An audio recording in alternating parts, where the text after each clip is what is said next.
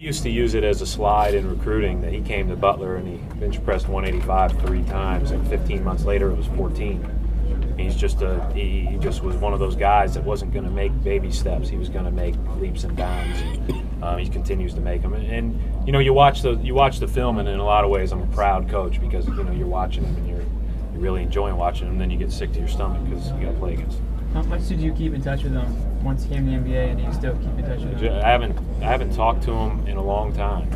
He texted me after I got the job, real briefly, you know, congratulating me, and we talked via text a little bit, and then in Orlando for a minute when we were down at the summer league. But I haven't talked to him since. You know, he's obviously got a lot going on, as do we.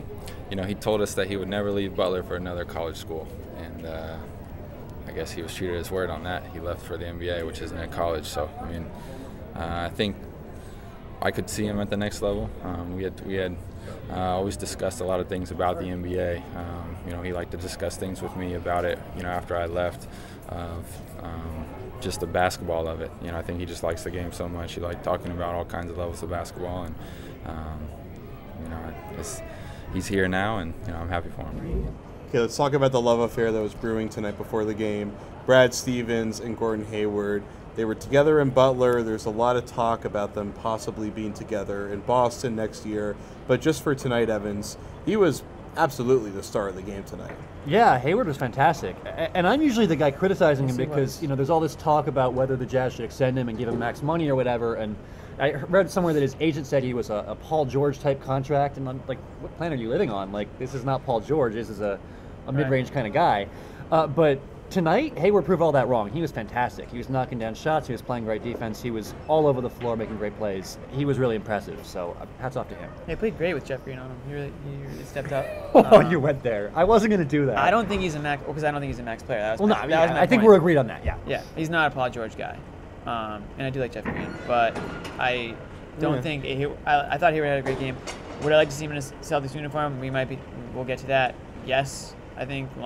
Yes and no, I guess, depends on the price. But great player. Which is the second point. Yeah. Best player on the court tonight. And I'm not surprised. I kind of thought that coming in, or I thought maybe Favors could have a really good game. Maybe he looked like the real deal in Utah. I think Utah would be silly to let Hayward get away, because with Favors and Hayward as, you know, your two young building blocks, at least you get the start of something over there, and you get Alec Burke. But if, you know, he's a restricted free agent, if some team blows him away with something and Utah can't match it, then that's what, you know, they asked for it, I guess. But at the same time, they couldn't pay Hayward. They couldn't pay him that money before the deadline. That's just overspending at this point. Let him go out and prove it. You know, if that's the type of money he wants, then they can go offer that contract to him.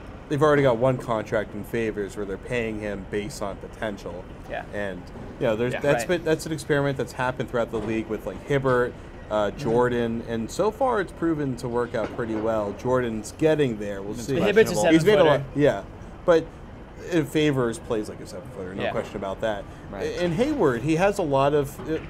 It's funny that Paul George is the guy that he's compared to, because they have some similarities in that they're very very versatile threes. But Paul George got that deal based off of the incredible second half and playoff run that he had. I mean, he was one of the elite players in the league. While Hayward, second half, but he was an all-star in the first half. I mean, he had a really good year. But he was really good in the first half. He turned into a superstar in the second half of that season. While Hayward, he's kind of like maybe a top 40, probably a top 40 player in the league at this point.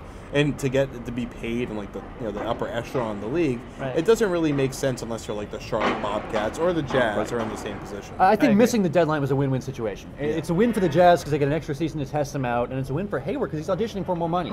If he plays really well, somebody will overpay for him next summer. Not Boston. That's my theory, but we can talk about that later. What if it's a sign-in trade? And Rondo goes to the Jazz. Oh, jeez. They need a point guard, don't they? Well, they have Trey Burke if he ever comes back healthy. Is he a point guard, or is he more of a... He's a pretty good point guard, yeah. I mean, he's not a Rondo-type passer, but he's a pretty good scoring point guard. Also, the last thing the Celtics need is more small forwards. They have Jeff Green and Gerald Wallace already. What are we doing? Well, the idea is to unload... You can never have too many small forwards. Yes, you can. No, you can just turn them into power forwards, and you have a bunch of power forwards, too. By the way, every bad team is bad because they're overpaying their small forward. Look at Caron Butler on the Bucks. Look at...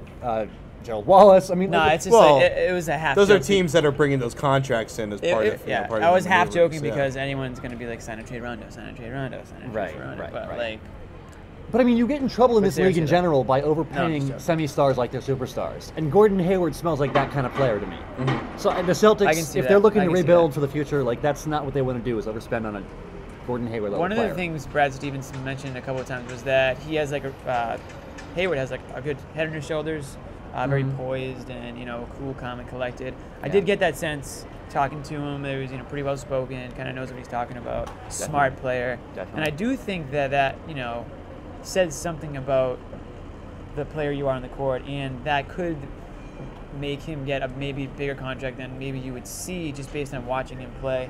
With a GM could think, okay, well, I sat down with this guy, really well spoken, knows the game well. I think he's got a lot of room to grow still, and maybe he gets a bigger contract because of that. I mean, I think that does happen. I think GMs, whether or not they get fooled because of it or not, I do think that could happen. Yeah, all it takes is one GM, right? Right. One good meeting. It's like a job interview. You sit down. Maybe you're a little underqualified, but you kill it in the interview and you get the job. Well, I think. You know from experience. I mean, come on. I mean, if I'm interviewing, I know, I'll crush the interview. yeah, I'll get obviously the job. you're Jimmy. I'll You're get gonna the crush job it. and immediately underperform, and then it'll just be the next job. So you're like next Jeff interview. Green. Yeah. Oh, jeez. I need to stop. All All right. right, Come on. enough with the green jokes. Let's go next video, Really? Baller of the Night and Boxing Out. Tune in.